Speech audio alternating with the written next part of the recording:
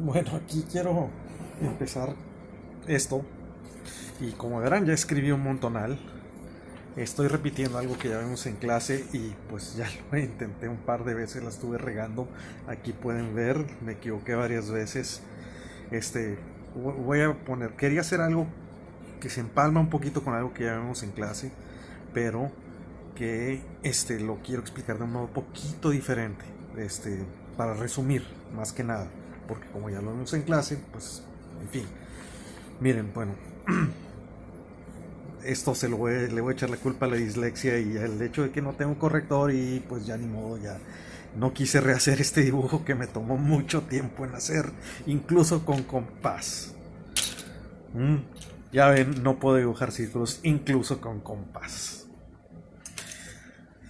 En fin, vamos a ver. Entonces, nos quedamos en el capítulo 2 que habla, capítulo, perdón, la segunda parte de lo que tiene que ver con fonomas, es el capítulo 5. Entonces quiero repetir un pedacito para resumir lo último que vimos. Lo que queremos representar son ondas elásticas, ondas que representan el movimiento colectivo de todos los átomos dentro de un sólido cristalino. Para simplificar las cosas, supongamos que esto es monoatómico o que tenemos una molécula de un solo tipo en cada punto para no complicarnos la vida con más de una molécula, más de un átomo por punto de la red. Entonces, por ejemplo, si tengo entonces una onda elástica en una dimensión, la habíamos representado como una función compleja. Ya sabemos que podemos tomar el complejo conjugado o que podemos tomar la parte real de esto. Entonces, la habíamos representado de este modo. US es el desplazamiento respecto al equilibrio, expresado como una cantidad compleja. Ya sabemos que tomamos la parte real, de nuevo repito. Y pues esto lo hacemos en referencia al punto de equilibrio. Ese es el punto de equilibrio. Este es el desplazamiento respecto al punto de equilibrio de la entidad átomo o molécula que esté en ese punto de la red. Ahora, eso quiere decir que X sub S tiene que ser un entero por la separación o la constante esta con la que se repite la red en una dimensión.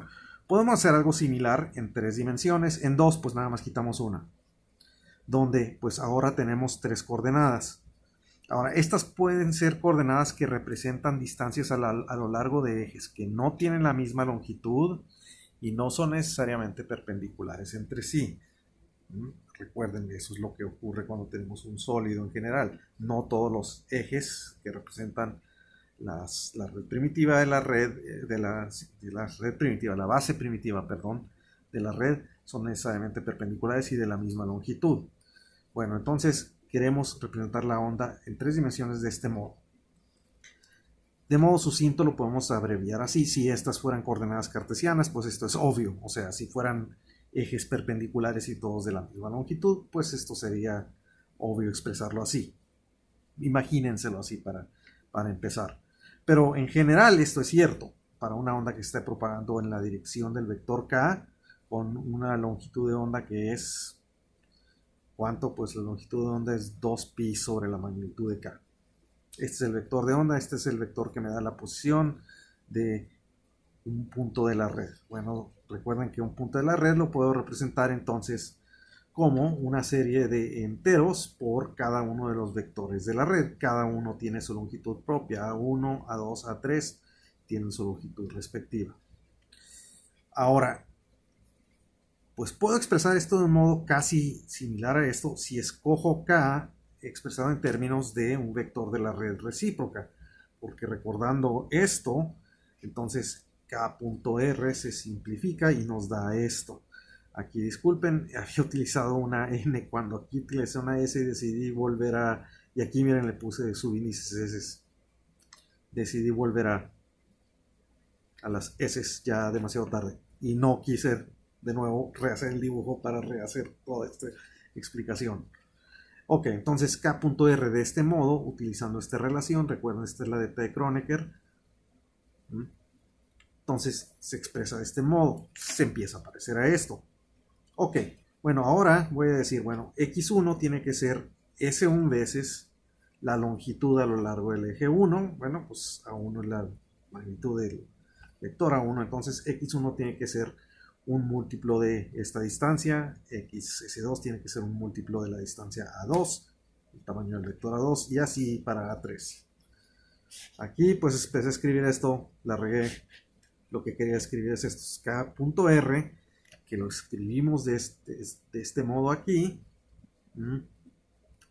Igual, en términos de lo que es S1, XS1, XS2, pues es esto.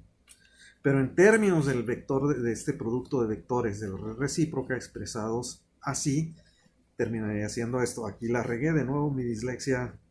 Ya había puesto el 2pi, había puesto el paréntesis y empecé a escribirlo aquí otra vez. En fin, sonso.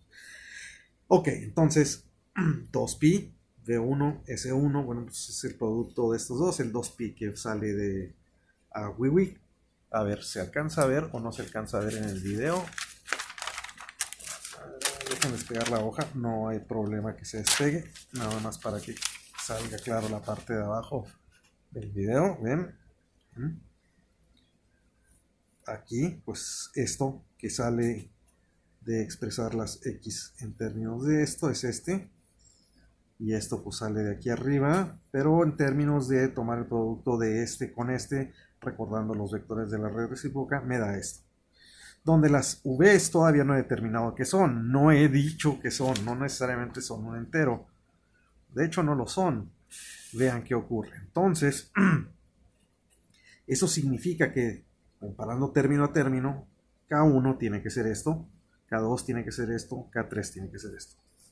Y aquí es donde viene el asunto de las condiciones de Born-von Karman, las condiciones periódicas, que vamos a imponer que esto se repita a una distancia, cada cierta distancia, en un cristal para simplificar las cosas. Quiero que la onda dada para un valor de x se repita después de una distancia L1. Vean, aquí simplemente puse x, y, z en vez de r, pues para indicar cada uno. Quiero que en la dirección de x se repita después de una distancia L1, donde L1 es un número grande de veces la distancia medida a lo largo del vector A1. Entonces es L1 por un número grande de veces la magnitud A1. Y lo mismo, quiero que se repita después de una distancia grande en la dirección 2 y una distancia grande en la dirección 3. Miren, hasta ahorita vi que era un 2, aquí se supone que debe ser un 3, aquí la regué, no se ve bien. 3 la tuve que escribir varias veces. Bueno, quiero lo mismo para cada dirección. De nuevo, entonces, eso significa que si pongo este aquí y quiero que sea igual a este acá, vean que eso nos va a dar una condición sobre los vectores K. Ya lo habíamos hecho en clase, de nuevo esto, como les digo, solo es una repetición un poquito breve y poquito diferente como venía en el libro. Entonces eso quiere decir que lo que necesito es que esto, al tomar el producto punto de N1 con K1, o sea que me da todo esto de aquí, quiero que esto me dé un múltiplo de 2pi para que estos dos coincidan, que la exponencial, recuerden que una exponencial compleja es tal que e a la i lo que tenga aquí es igual a e a la i lo que tenga aquí más un múltiplo de 2pi por la fórmula esta de Euler. Okay. Básicamente lo estoy haciendo esto para cada dirección y eso significa que cuando pongo N1A1 por K1 en el producto de aquí, necesito que este pedacito de aquí me dé 2pi para que la cosa esta 2pi m, esto es 1 si m es un entero. Entonces requiero esto, donde m1 es un entero, de donde si despejo para K1 y comparo con esto, vería entonces que V1 tiene que ser un número entero sobre N1. De nuevo, M1 es un entero, N1 es un entero que lo tomo como positivo y muy grande. 10 millones, 100 millones, dependiendo del tamaño de mi muestra cristalina que tengo. Quiero que se repita después de un periodo enorme comparado con la distancia, las distancias dadas por los vectores de la red. Y lo mismo para V2 y lo mismo para B3. Ok, continuando. Esta es la parte que estaba grabando del video ayer, que me salió mal y puse unos comentarios en Facebook y todavía traigo la migraña, ya son 24 horas después, así me duran a veces. Vamos a ver vamos a ver cómo sale esta vez. Ay, perdón. Ok, entonces, solo quiero enfatizar un detallito. Vean que lo que pasa es que yo quiero expresar el producto punto de este modo. Donde, de nuevo, pues estas son las coordenadas de algún punto de la red y quiero expresar este producto punto así. Si expreso K en términos de un vector de la red recíproca, resulta que el producto punto se escribe así, muy parecido, excepto que tengo el factor de este de 2pi. Ahora, vean que este es un número entero, S1, no es XS1. Sí, pero bien, el asunto es que pues cada una de estas, de nuevo, estoy repitiendo el pedacito anterior. Las puedo expresar así, las coordenadas de estas de la red en términos de las longitudes de los vectores primitivos. Y en ese caso queda esto y que les quede bien claro que pues eso nos lleva a una consecuencia de que estos numeritos terminan implicando que las V's son esto. O sea, solo para recalcar. Continuando. Ahora, vamos a hacer el argumento para una red cúbica simple, o una red cuadrada en 2 dimensiones. Eso hace las cosas un poquito más fáciles de entender, pero el argumento, si uno lo sigue para una red genérica, es un poquito más elaborado, pero llega uno a la misma conclusión. Eso es lo que importa a final de cuentas, que la conclusión sea la misma. Entonces, o sea, red cúbica simple para simplificar el argumento es lo que había escrito aquí. Entonces, eso quiere decir que cada vector de la red se puede expresar como una longitud, la misma, es cúbica o cuadrada, en caso de que se cuadra pues, solo dos vectores, todos de la misma longitud, A. Eso quiere decir que los vectores de la red recíproca también se pueden expresar en términos de los ejes coordenados, de los vectores, estos X, Y, Z, que son vectores unitarios a lo largo de los ejes coordenados, así de este modo.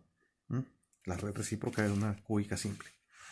Vamos a escoger estos números, los números que aparecen aquí, que nos dicen qué tanto nos tenemos que mover en la red cristalina de nuestro cristal, para que empiece a repetir la onda, o sea, las condiciones periódicas, las de Born-von Karman. Vamos a escogerlos todos iguales, de nuevo vamos a escoger un cubo enorme, ok, n sub l le voy a llamar a esto porque pues es el lado del cubo. Entonces, aquí parece que es un 1, pero realmente es una L. Entonces, vamos a escoger un número.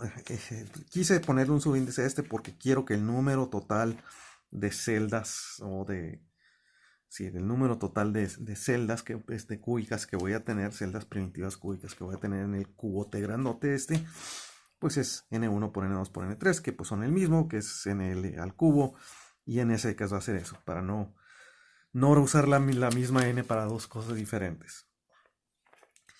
Eso quiere decir que el volumen de mi cubo es pues L cúbica, o sea, L de cada lado. Si estuviera en un cuadrado en 2 dimensiones, no cerrar paréntesis,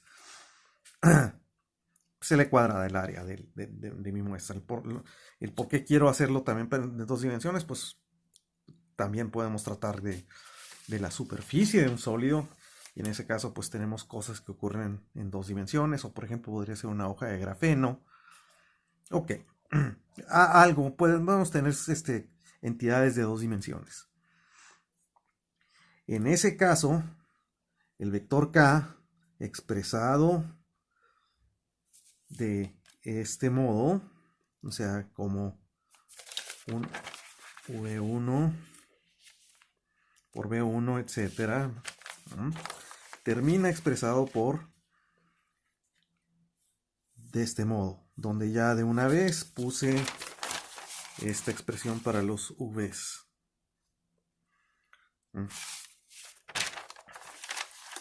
Ok, en ese caso, pues tengo esto, recuerden, pues NL veces A es esto, y K se puede expresar de este modo, y pues estos son enteros. El asunto es que cuando tengo, pues cuántos valores de K voy a tener que representen oscilaciones que sean diferentes entre sí. Por cierto, recuerden, esto es para una sola polarización. Cada polarización, ya sea las dos transversales y una longitudinal, van a tener el argumento es el mismo para cada una. Así que esto es para una sola polarización de la onda elástica esta. Entonces, pues algo habíamos discutido en clase que los valores de K tienen que estar limitados a estos valores. Bueno, supongamos que NL es un número par. NL es un número grande, como dijimos, 10 millones, 100 millones, cada uno de estos.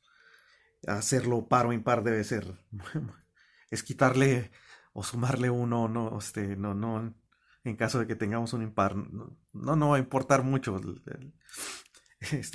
Queremos que sea un número grande, así que sumarle y quitarle uno no debe afectar nuestro argumento para que asegurarnos de que este sea un número par. Bueno, cada K tiene una forma tiene una forma así, o sea, 2 pi sobre A, como tenemos aquí, NL por A, un entero. Bueno, eso significa que M, si este es el caso, tiene que estar limitado a estar entre menos NL entre 2 y NL entre 2. Y descartamos uno de estos dos porque en clase ya vimos, a final de cuentas, esta onda que tenga este valor va a ser igualita a esta onda con este valor en los extremos.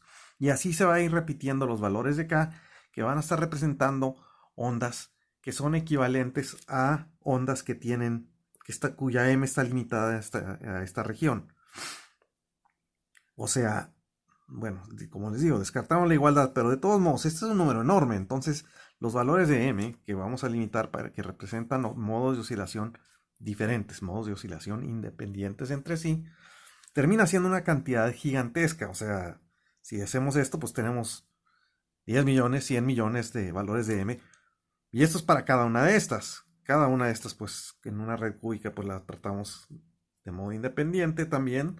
Son independientes una de la otra y tenemos, pues el orden de número de Avogadro de valores diferentes de vectores K.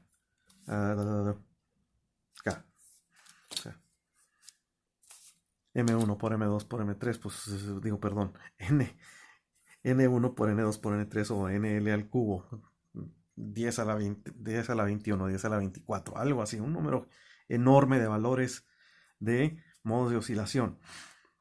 O sea, tengo muchos que si los visualizo en mi espacio de K, esto es el motivo por el que empecé a hacer este dibujo, pues tengo muchos. Si escojo un volumen que puede ser, entre comillas, de cierto modo pequeño, en ese espacio de valores de K, conste, no estamos hablando del espacio donde tengo el espacio real, como le llamamos, donde tengo mi cristal. No, son los espacios que determinan los valores de K aquí. Pues si escojo un volumencito, una manera aproximada de contar cuántos valores de K tengo en un volumencito en este espacio de K es tomar el volumen y dividir entre, bueno, ¿entre qué? Si me pongo a fijar, aquí viene otro, ya porque estoy usando este diagrama. Miren, aquí marqué en el centro de cada cuadrito un puntito. Este es en 2 dimensiones, pero en 3 dimensiones se pueden imaginar que tengo un eje perpendicular para acá. Y también repito todo esto. Entonces, cada puntito que marca aquí es un conjunto de valores de los 3 enteros M1, M2, M3. ¿Ok? O sea, es un conjunto de M's aquí para cada puntito y representa un vector de K. Y vean que lo puedo rodear cada uno de estos por un cuadrito, en este caso en 2 dimensiones, o un cubito en 3 dimensiones. ¿De qué lado? Bueno, pues cuando me muevo de uno en uno me estoy moviendo. ¿Cuánto me estoy moviendo? Para acá me estoy moviendo un valor de esto para cada uno de estos. O sea, de uno en uno me estoy moviendo cada uno de estos. Que, bueno, 2pi sobre L. O sea, cada lado de cada uno de estos cuadritos o de cada uno de estos cubitos es 2pi sobre L. El área de este cuadrito es 2pi sobre L, o sea, lado por lado al cuadrado, y en un cubo, lado por lado acá. Entonces al cubo.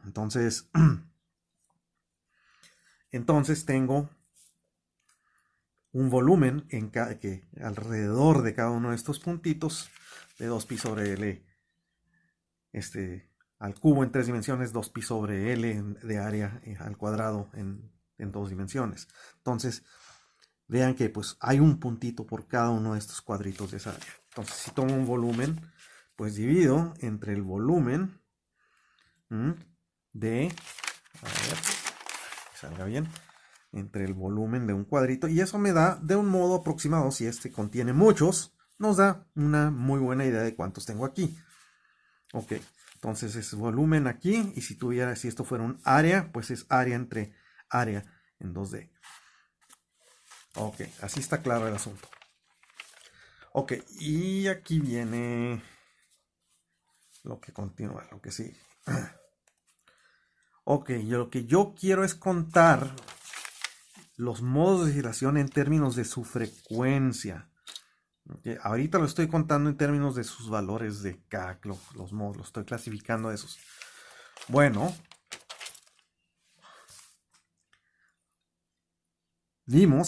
hemos visto que la frecuencia en general va a ser una función de el K que teníamos. Lo hicimos en una dimensión de modo sencillito, pero en general en 3 dimensiones va a ser función de cuál vector de estos en este espacio de K se escoja.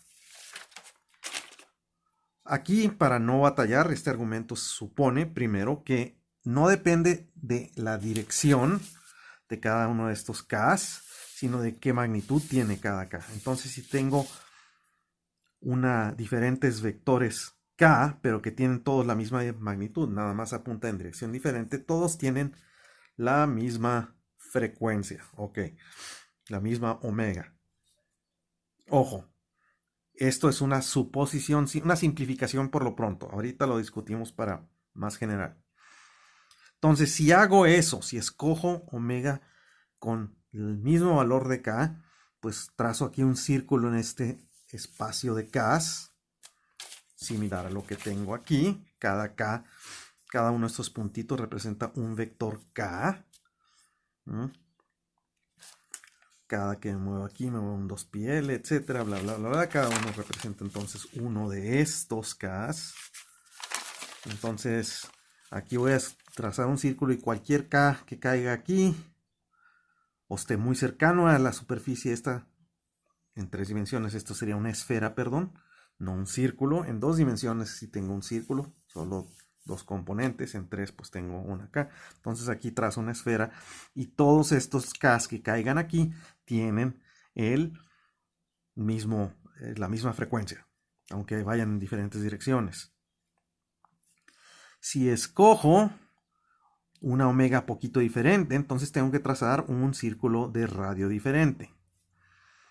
Vamos a suponer también, para simplificar ahorita el argumento, ahorita en un momentito discuto qué pasa si no es así. Vamos a suponer que, bueno, primero la función va a ser en términos del valor de la magnitud de K, omega función de K, va a ser una función que crece si K crece. Es una que llamamos una función monotónica, o sea, omega podría tomar una forma así, o una forma así, o podría ser una línea recta, lo que sea. Lo que pasa de eso es que, pues esto, como es solo la magnitud, pues entonces veo que crece, puedo escoger una omega y solo me da una magnitud de K. Eso es lo que quiero para no batallar ahorita con esto. Bueno, continuamos. Quiero que crezca en este caso, para que al hacer el radio más grande, pues tengo una omega más grande. Entonces, entre aquí y acá hay un rango de valores de omega. ¿Okay? Supongo que de omega, o sea, que omega va de aquí a cierto valor, omega crece a un omega K más dk, y eso hace que omega cambie omega por un d omega. O sea, de aquí a acá hay un d omega de diferencia en las frecuencias, la diferencia entre esta y esta. Ok, ¿cuánto volumen hay en esta cascarita? Esta supongo que es delgadita, el de omega en términos de cierto modo. ¿Qué tanto hay aquí? Bueno, vean cómo puse menos pi sobre a y pi sobre a. Esos son los límites de aquí que debe tener las Ks. Y recuerden que tengo 10 millones, 100 millones de diferentes valores de aquí de Ks. Y lo mismo para K, o sea, de componentes de K y en 3 dimensiones igual. Entonces, en esta cascarita voy a tener una cantidad gigantesca de valores de K. Una enormidad. O sea, son muchísimos valores de K. Entonces, si tengo muchos valores de K aquí, pues ¿cómo estimo el volumen que tengo? Pues simple y sencillamente hago esto. Divido el volumen que tengo entre el volumen de cada puntito. El volumen de cada puntito, pues ¿cuánto volumen tengo? Pues si tomo el área de aquí, que es 4pi cuadrada, y luego tomo el espesor, eso me da el volumen de esta cascarita. Si fuera un área, pues entonces lo que tendría que tomar es esta circunferencia de aquí y multiplicar por el espesor de aquí, me da la longitud, me da el área esta de esta tirita de este modo. Y aquí le puse un sub K para indicar que estamos operando en el espacio de acá. Entonces, ¿cuántos números, cuántos modos, cuántos puntitos, cuántos diferentes valores de K tengo aquí? Pues divido el volumen entre el volumen de cada uno y pues termina siendo esto, y ya simplificando hago esto. Ahora,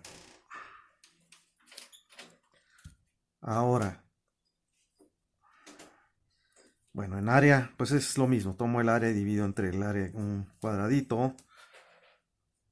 Ok, hago esto. Y pues vean que esta V se refiere a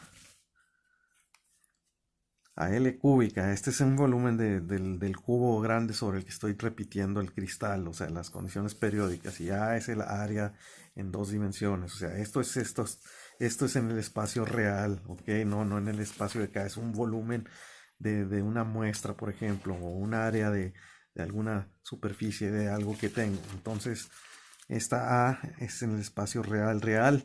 Este volumen es en el espacio de K, o lo mismo esta área. Entonces, esta área es espacio real, este es espacio de casa, que les quede claro. Entonces, haciendo esto, pues aquí pues L cúbica es V y tengo esto. Ok. Ahora, el asunto es que aquí para poder hacer esto necesito conocer omega como función de K.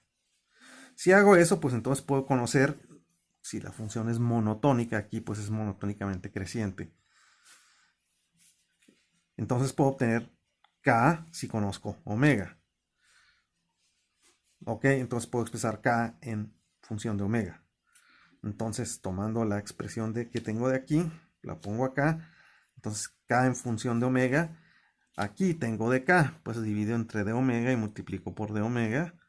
Y esto se parece a una derivada. Ok, aquí es donde viene el asunto. Estaba suponiendo que K crece, o sea, me incremento K, se incrementa omega. El asunto es que si es al revés, si incremento K, porque sí puede ocurrir con los modos ópticos, vean nada más la forma de la función omega como función de K, tiene una parte que crece. ¿Okay? Si me pongo a ver esto, este es un número positivo, o sea, en realidad esto no es una derivada. Bueno, primero lo voy a expresar como en términos de la función que con esta, que es la original omega función de K. Si no es un número positivo, es realmente el valor absoluto de la derivada. Así que aquí ya le puse valor absoluto. Este es incremento entre incremento, simplemente positivos ambos. Eso es lo que estoy suponiendo aquí. Entonces esto lo convierte en un valor absoluto de la derivada. Y entonces tengo esto. Entonces si conozco esto como función de omega, entonces tengo todo esto, el número de valores que están restringidos a estar entre un rango pequeñito de valores de frecuencia. Y esta factor que multiplica esto de aquí es lo que llamo densidad de modos o densidad de estados. Ahora, ¿qué pasa si dejo de ignorar el hecho de que esto en general puede depender no nada más de la magnitud de K, sino de la dirección del vector? Aquí pues era una circunferencia, era una superficie esférica, porque solo dependía de la magnitud. Si esto empieza a depender de la dirección, entonces si lo que yo quiero es una superficie en 3 dimensiones o un perímetro aquí, donde omega sea constante. Entonces esto, si depende ya de la dirección, no va a tener una forma circular necesariamente. De hecho, no va a depender. Si esto definitivamente depende de la dirección, ya no va a tener una forma circular. Bueno, pero a la siguiente página voy. Me estoy adelantando tantito, perdón.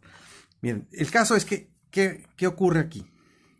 Esto en 3 dimensiones no es simplemente, es un incremento entre un incremento. Es cambio de omega al cambiar de valor de K. Y lo estoy haciendo de tal modo que voy de un directo, de un incremento de omega, de un valor de aquí a acá, a multiplicado por un cierto cambio en la magnitud de K. Y estoy yéndome directo de aquí, de esta superficie a esta otra superficie. Eso es también una especie de derivada, pero ¿qué derivada me da eso? El incremento de tal modo que me voy directo de una superficie a otra, pues es el incremento más grande, o sea, la dirección donde el incremento es más grande, es la magnitud del gradiente. Eso es lo que estoy haciendo. Entonces, en 3 dimensiones o en 2 dimensiones, lo que tengo es el gradiente de la función omega. Pero gradiente respecto a qué? Omega es función de K. Estoy considerando el gradiente respecto a las variables de las que depende omega. En este caso, que es todo cartesiano para no batallar, depende de las componentes de K. Aquí, KX, perdón, KY y KZ. Entonces, estoy tomando derivadas respecto a KX, KY, KZ. Es el gradiente respecto a las componentes o las coordenadas K de esta función omega. Eso es lo que quiero. Entonces lo que quiero realmente es la magnitud de este gradiente. Ahora, también de modo general, como les estoy diciendo, esto ya deja de ser algo circular, algo esférico. Bueno, vean que lo que tengo aquí es, de nuevo, en 3 dimensiones, tengo una superficie por un espesor. Eso es lo que es. Este es el área de una esfera de radio K por el espesor de la cascarita. Entonces, lo que yo quiero es que un área en este espacio de K donde omega sea constante. Aquí, un valor fijo de K, porque omega dependía de K, me da el mismo valor de omega, independientemente de la dirección que tenga K del vector. Entonces, aquí lo que quiero es una superficie donde donde todos los valores de K tengan la misma frecuencia. Y esta superficie puede tener un área pues diferente a esto porque no va a ser ya una superficie esférica. Por el espesor de K, pero el espesor de K, que lo escribí así, dk, lo escribí dk sobre d omega por d omega. dk sobre d omega termina siendo 1 sobre el gradiente respecto a las variables k de la función omega, omega función de k. Entonces, todo esto de aquí es el dk. Entonces tengo, esto me dice el factor de el volumen que ocupa cada cuadrito. El dv es área por espesor. Este es área por espesor. Y si fuera una superficie, lo que quiero es, básicamente lo que tengo es una tirita como si fuera un listón. Quiero cortarla, quiero medir la longitud de la tirita esta por el espesor. La longitud, en este caso era la circunferencia de esto, 2πk, todos el mismo valor de k, diferente magnitud de K, diferente dirección, pero misma magnitud. Todos estos corresponden en este caso, en este ejemplo de aquí, a la misma frecuencia. Entonces lo que yo quiero es una longitud donde todas las frecuencias de aquí, perdón, donde los diferentes valores de aquí me den la misma frecuencia. Entonces lo que quiero es una longitud en este espacio de K donde todos los valores de K a lo largo de ese perímetro tengan la misma frecuencia, correspondan a la misma frecuencia. Y luego multiplico por el espesor, y el espesor es todo esto de aquí. Y divido entre el área de cada cuadrito, que es este factor de aquí. Eso es lo que tengo aquí. Entonces así este es el modo genérico de cómo determino mi densidad de modos. Esta es la densidad de modos en 3 dimensiones y esta es la densidad de modos en 2 dimensiones. Y de nuevo, esto es para una polarización. Tendría que determinar esta función omega, función de K, para cada diferente polarización de las oscilaciones. O sea, esta omega función de K es para una polarización.